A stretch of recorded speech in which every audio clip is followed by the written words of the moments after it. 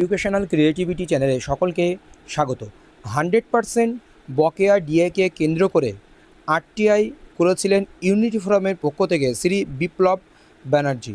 তো সেটার উপরে ভিত্তি করে ফাইন্যান্স ডিপার্টমেন্ট থেকে কী রিপ্লাই এসেছে সেগুলো আপনাদের বিস্তারিত বলবো। মূলত 7টি পয়েন্ট আজ আপনাদেরকে আমি এখানে দেখাবো, কি কি প্রশ্ন করা হয়েছিল এবং কি কি উত্তর দিয়েছে finance department right to information cell, the state public information officer and deputy secretary, finance department, government of West Bengal, 6/8/2026 এই নোটিশটি পাঠিয়েছে বা এই রিপ্লাইটি পাঠিয়েছেন শ্রী বিপ্লব ব্যানার্জি। আপনারা এখানে দেখতে পাচ্ছেন ইনি ইউনিটি ফোরামের হয়ে কাজ করছেন।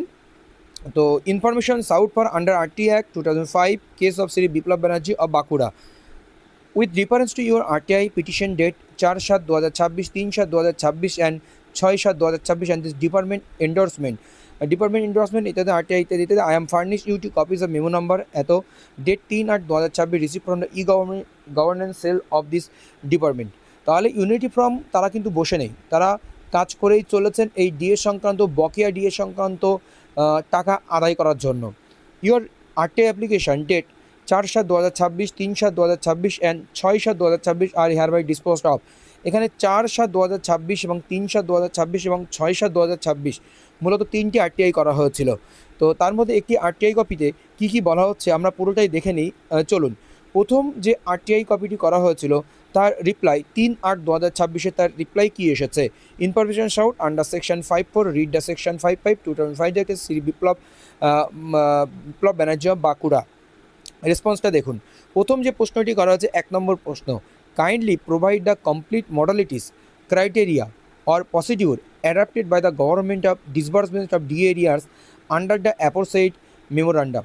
যে উপরে যে মেমোরান্ডামটি রয়েছে সেই মেমোরান্ডাম অনুযায়ী গভর্নমেন্ট কোন ক্রাইটেরিয়া বা কোন মডালিটিসের উপরে ভিত্তি করে ডিএ এরিয়ারগুলো ডিসবার্সমেন্ট করেছে, এটা জিজ্ঞেস করা হয়েছে প্রথম কোশ্চেনে। The modalities has been stated in the GO number 1029 government 16/3/2026। 16/3/2026 government যে এই মেমো নম্বরে যে জিও প্রকাশিত করেছিল সেখানে মডালিটিসগুলো বলা হচ্ছে already is available in public domain, এটি উল্লেখ করে দেওয়া হয়েছে রিপ্লাইয়ের ক্ষেত্রে। 2 নম্বর, kindly provide the records indicating the basis of calculation adapted for determining the amount payable to each category of beneficiaries. তথ্য প্রোভাইড করতে পারছে যেটি রেকর্ড করা হচ্ছে indicating the basis of calculating adapted, কোন কিসের উপরে ভিত্তি করে ক্যালকুলেশন করা হচ্ছে বেনিফিশিয়ারিদের এরিয়ার ডিএ দেওয়ার জন্য। The basis of calculation is basic of the employees ড্রন as salary during the period from 1/1/2016 থেকে 31/12/2019 থ্রু RMS পোর্টাল। RMS পোর্টালে 1/1/2016 থেকে 31/12/2019 পর্যন্ত এমপ্লয়িজদের যে স্যালারি ড্রন করে ওই পিরিয়ডের মধ্যে সেটার বেসিকের উপরে একটি হিসাব নিকাশ করা হয়েছে, সেটি এখানে উল্লেখিত হয়েছে।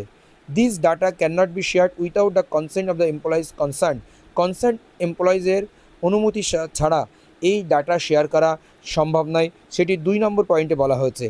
3 নম্বর প্রশ্নের উত্তর, kindly inform the percentage of D arrear that has been paid till date to eligible beneficiaries and this basis on which such percentage was determined.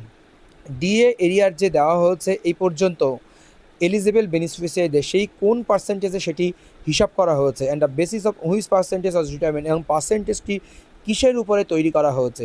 This is outside the পারভিউ of the governance of the finance department. এটি government যে finance ডিপার্টমেন্টের সম্পূর্ণ বাইরের বিষয়, finance department এ বিষয়ে কোনো উত্তর দিচ্ছে না। 4, kindly provide copies of all office notes, সমস্ত ধরনের অফিস নোট প্রোভাইড করতে বলা হচ্ছে।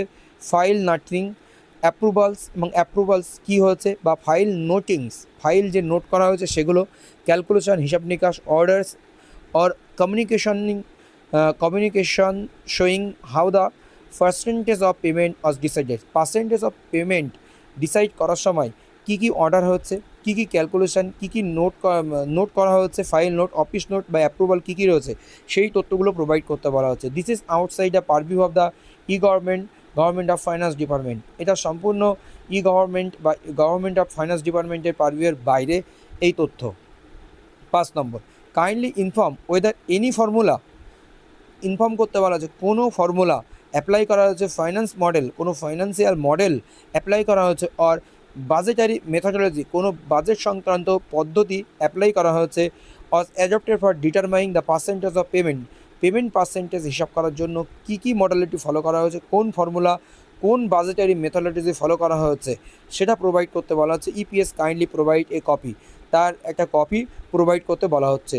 This is outside the পারভিউ of the government of finance department, সেটা এখানে উল্লেখ করে দেওয়া হচ্ছে যে এটাও গভর্নমেন্ট গ্রুপ অফ ফাইন্যান্স ডিপার্টমেন্টের পারভিউয়ের আউটসাইডের বাইরে, যে আগে উত্তরগুলো দেওয়া হচ্ছে।